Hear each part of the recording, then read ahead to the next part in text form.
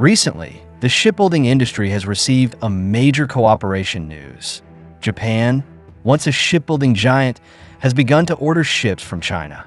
According to China Shipbuilding Corporation, China Shipbuilding Corporation and NBP, a wholly owned subsidiary of NYK, have officially signed a contract to build a 33,000-ton deck transport ship with a contract value of up to $150 million. This cooperation is not only the first major order for Dalian Shipbuilding in 2025, but also marks the first new shipbuilding cooperation between China and Japan's top shipowners.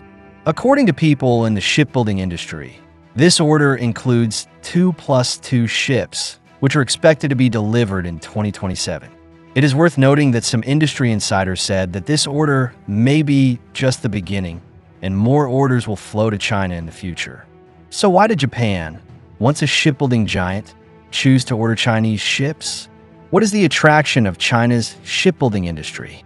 If you like our video content, please click to subscribe to my YouTube channel so that you can receive all our latest video content. Now, let's get into today's topic.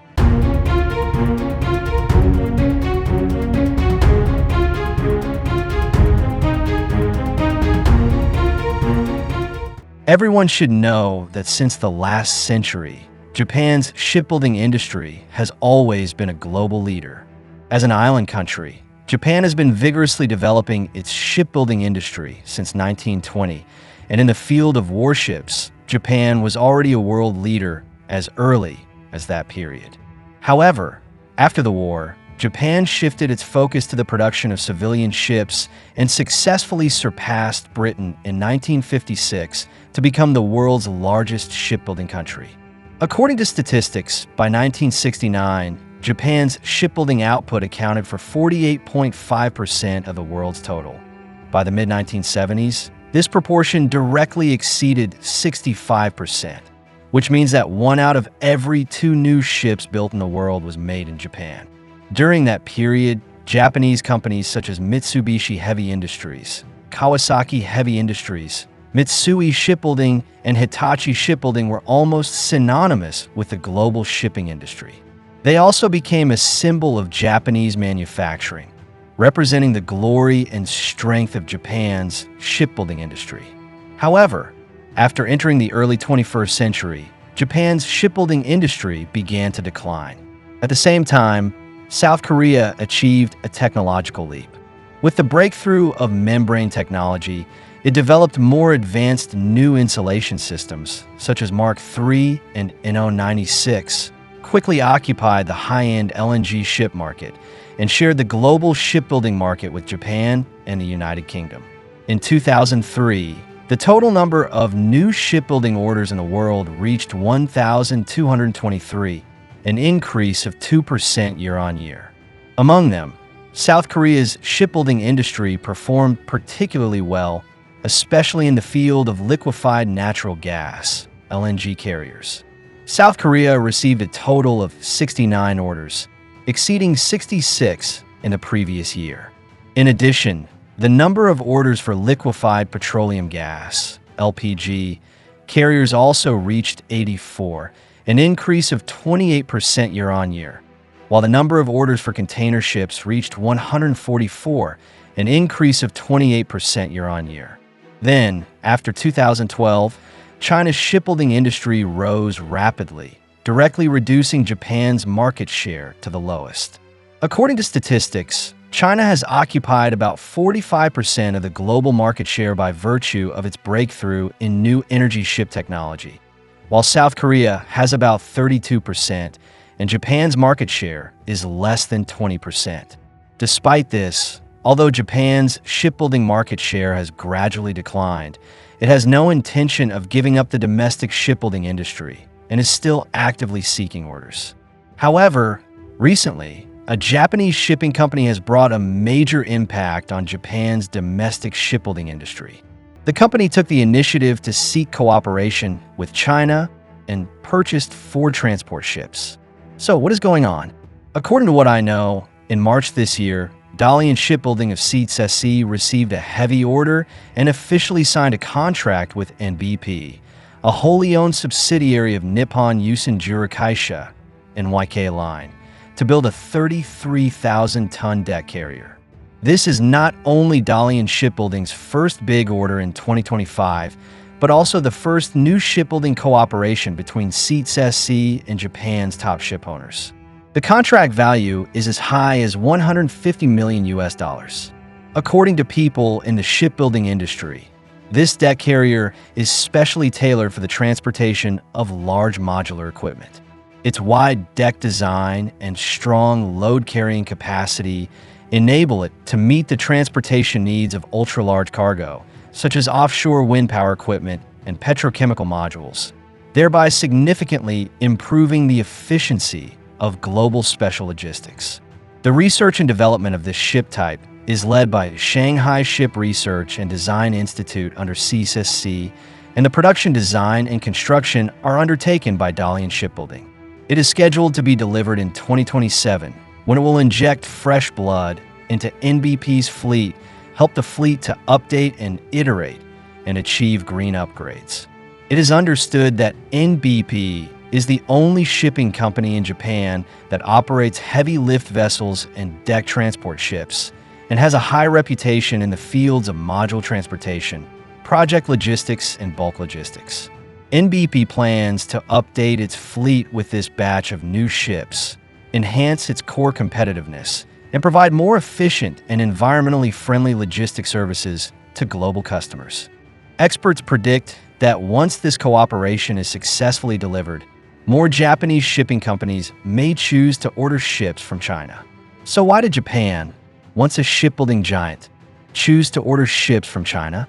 Has Japan completely given up the shipbuilding industry? In fact, it is not that Japanese shipbuilding companies are unwilling to build these ships domestically, but because Japan today no longer has enough strength to build these advanced ships. Since the oil crisis in the 1970s, the Japanese government has introduced the specific ship preparation adjustment law and began to strictly control the production capacity of shipbuilding companies. The first is the mandatory ship reduction plan, which requires companies to dismantle 35% of slipways and docks. Between 1980 and 1988, Japanese shipbuilding companies closed about half of their slipways. It can be said that this series of measures has led to Japanese shipyards cutting off their own hands and feet, significantly reducing their production capacity, and ultimately making them lose their competitiveness in the global market.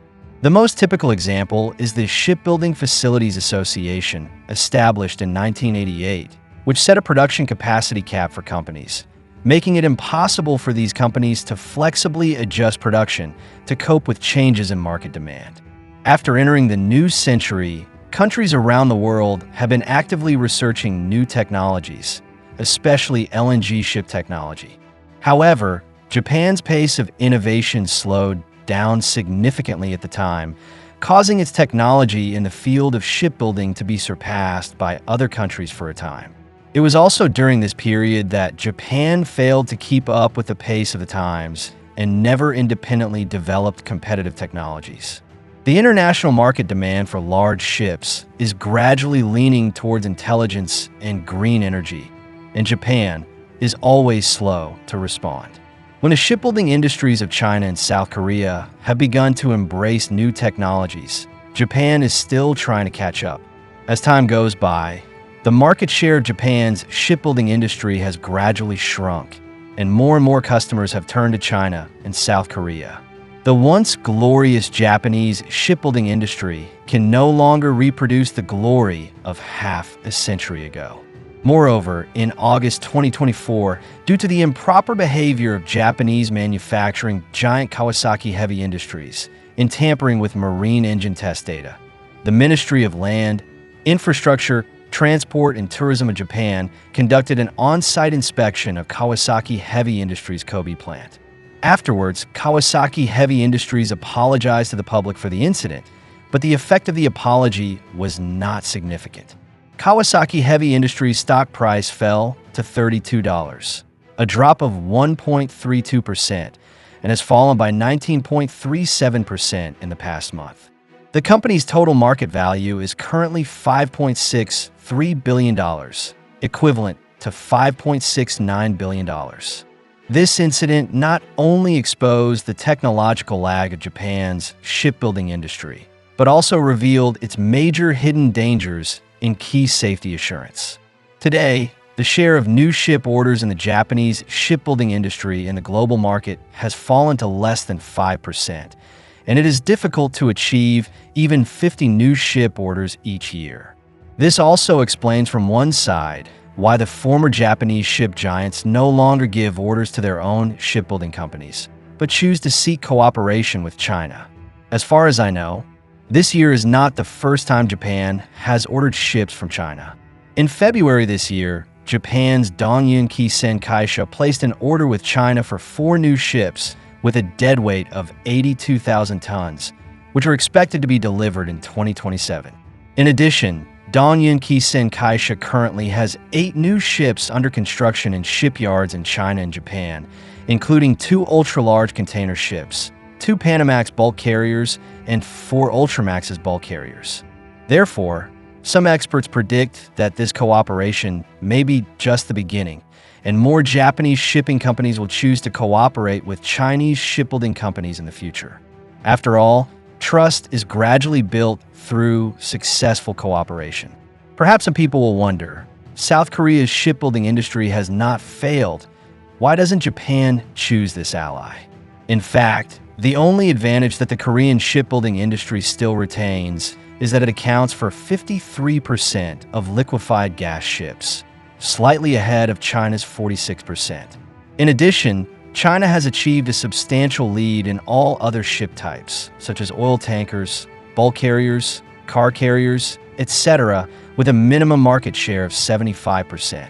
For example, in December 2024, a total of 86 large ships were ordered worldwide, with a total gross tonnage of 1.94 million tons, and China won 1.66 million tons with 67 ships. South Korea only won 3 ships, with a total gross tonnage of only 70,000 tons. In 2024, China's shipbuilding industry took the first place in the global shipbuilding industry with a terrifying market share of 70%, and the total transaction amount was close to $1 trillion. But did you know that the decline of the Korean shipbuilding industry is not just the result of changes in the external market, but there are many complex internal factors behind it? The Korean side has repeatedly mentioned that due to the continued downturn in the domestic economy, Korean shipbuilding companies represented by Hyundai Heavy Industries have been undergoing high-intensity structural adjustments. However, despite the fact that these adjustments have been going on for many years, the problems of personnel loss and labor shortage have not been effectively solved. Data show that when the Korean shipbuilding industry reached its peak in 2014, it had about 200,000 workers, but by November 2022, this number had been drastically reduced to less than 95,000. This sharp reduction in human resources has directly affected production capacity and production efficiency. According to a survey by the Korea Shipbuilding Association, labor shortages and rapid increases in labor costs in recent years have led to an unprecedented decline in the production capacity of Korean shipyards. Therefore, it is not that Japan does not give its market share to this ally, but that only China can bear such a huge market share. To not miss out on our future projects and news updates, please make sure you subscribe to our channel and turn on notifications. We will continue to provide you with more exciting and interesting content.